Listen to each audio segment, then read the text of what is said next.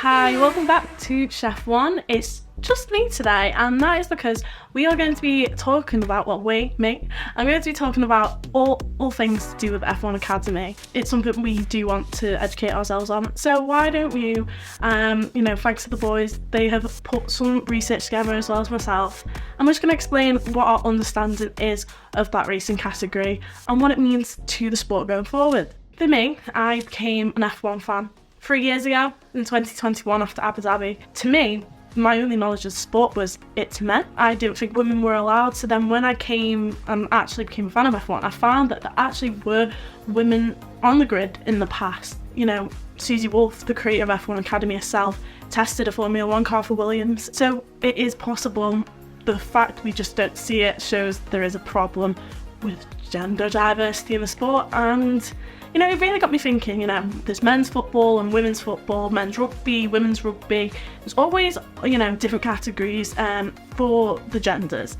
But that is because the bodies are different, but there is really no difference between how a woman and a man can drive a car. So Susie Wolff, the director of F1, has said that it is her aim to be able to have a female, racing driver on the grid by 2030. You know what? There's only been 2 seasons of F1 Academy so far, and within them 2 seasons, it's now been televised on Sky Sports or most, broadcasting services.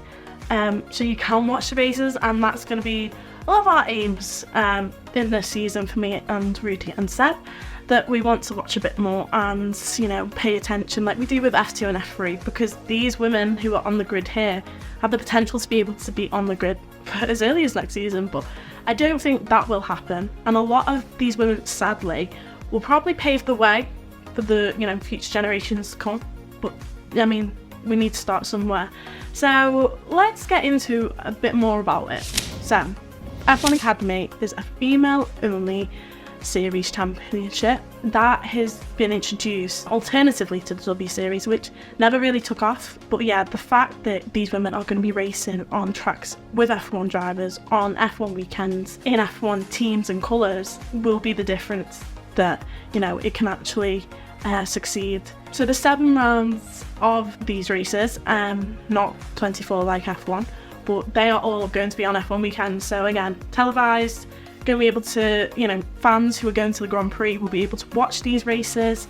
And yeah, it's just a really good thing. And within 2 seasons, it's been able to achieve that. So it's a great start. So I'm just going to go through the 7 different races where the women will be driving and competing on the same weekend as the men. So there's already been Jeddah, and we'll go into that in a bit. But we've got Miami, Barcelona, Zandvoort, Singapore, Lusail, and Yas Island, obviously. The last one, which is where obviously F2 and F3 have their final, championship decider. So could be big things, and especially with only having 7 races, it could definitely achieve, an exciting battle for first in the championship. And speaking of the championship, it is basically there's 15 drivers in the series.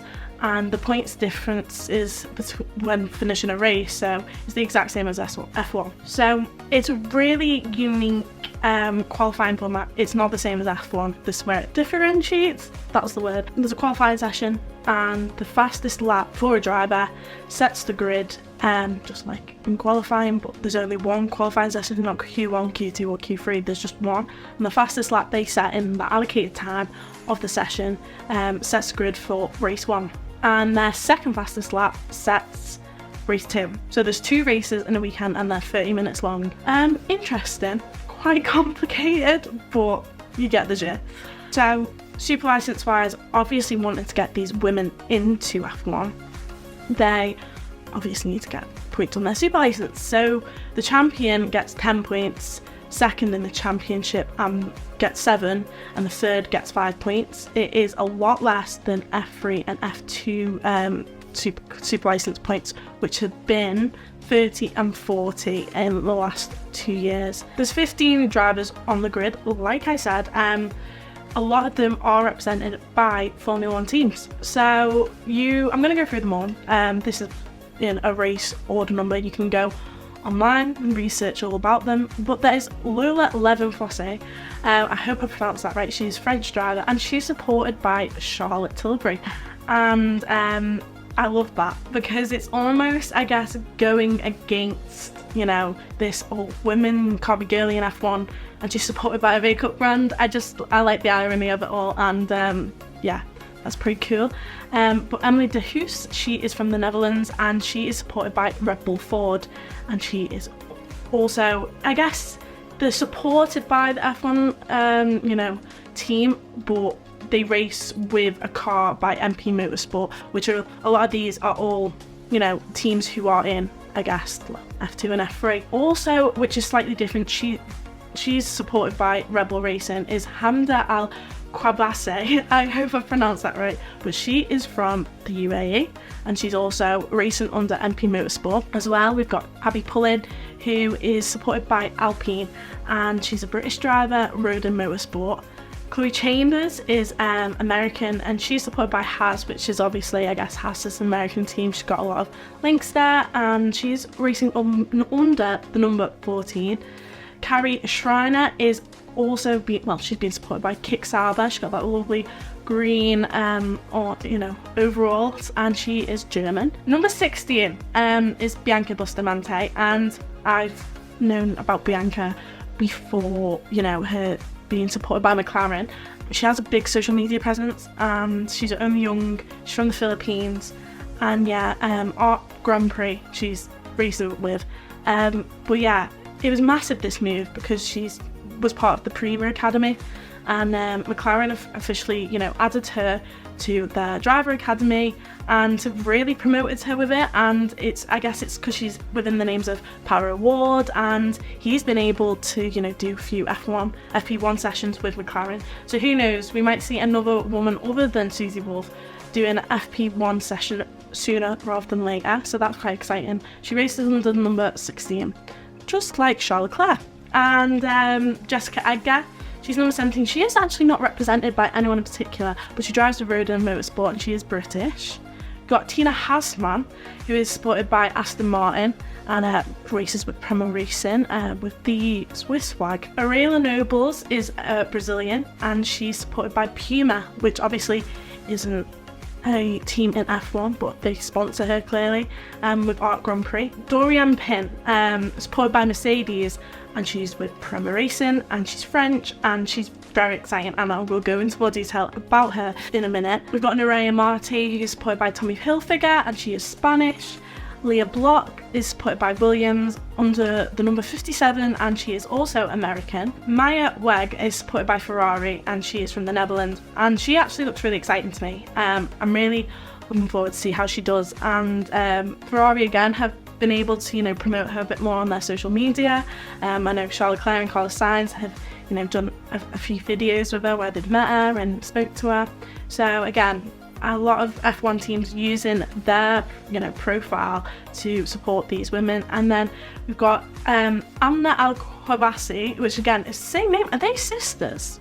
But she's also from the UAE, and she's supported by Visa Cash App Red Bull. So last year, before the women were supported by F1 teams and other brands, Mara Garcia won with Prema, and they have fully funded her campaign for this season's 2024 Formula Regional Championship, which is what Kimi Antonelli has just gone and won and has made him get his move into F2.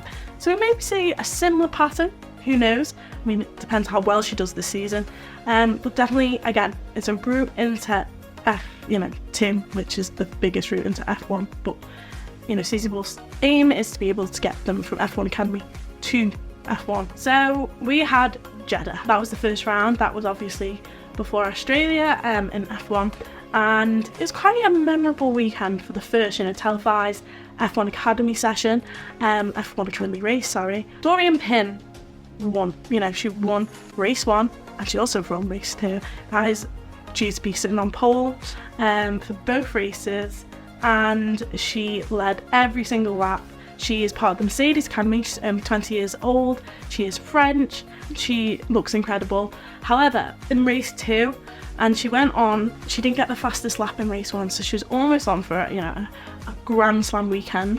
But in race 2, she carried on. So the checkered flag went, and she carried on going full speed, and she didn't realise the checkered flag. Her team did come on the radio because they thought she would get the signal from the checkered flag, and she went round a whole other lap at full speed, went around again, and they eventually came on the radio and were like, what are you doing? And she was like, I don't know if I should stop. And they're like, no, stop, the race is done. So I think she was just being extra careful, but she ended up getting demoted to 9th in the race 2 due to that. Bit of a team and driver error, bit of both, but the fact that she had such a dominant weekend over all the other drivers is definitely goes to show how potentially the rest of this season goes. And yeah, it's really exciting. And if I had to put money on it, I'd put my bets on her to win the championship. Who knows? Who will?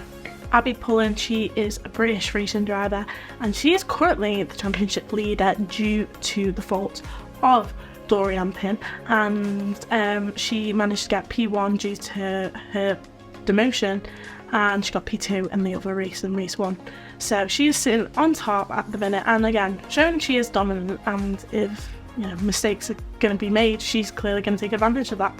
So yeah, she's an Alpine Academy driver, and she is only one of the drivers to actually complete laps in an F1 car. She has also been in the W Series, so she's got some experience of being in a championship, and she got 3 podiums in that series. The 2 sisters, which I mentioned about, Amna and Hamda, they had obviously continuing from F1 Academy from last season, and they were really successful actually. They finished 6th and 3rd in the championship.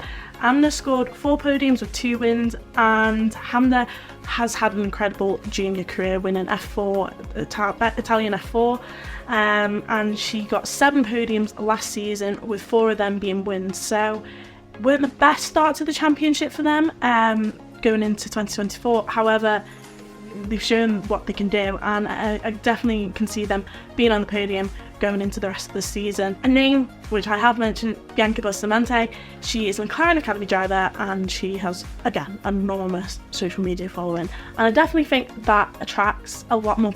She's one of the first people who, I'm gonna root for her because I am a McLaren fan. I got my McLaren jumper on, and again, she shows a bit of a personality, and that is also the case for, I guess, F1 drivers these days. Those who have a bit more of a social media presence are the ones who are more supported, and I feel like this is what F1 Academy has to do, and this is what Bianca's been doing. She does TikTok, stays in the live training with me, and they're definitely interesting to see, have great insights into it. She had a really weird race. She kept going off the track limits, warnings constantly. I think it was 6 laps in a row. She just cut the corner, and eventually she got a penalty for that. I think it was a 5-second penalty, but don't put me on that. But yeah, it was a bit of a strange one. Not the best opening round, but she had a great junior career, and she had 2 wins last year. So again, another driver who shows what she can do, and hopefully can carry that on into the next 6 races of the season. Leah Block, she is someone who really, really wanted me to mention, and she is Ken Block's daughter. He is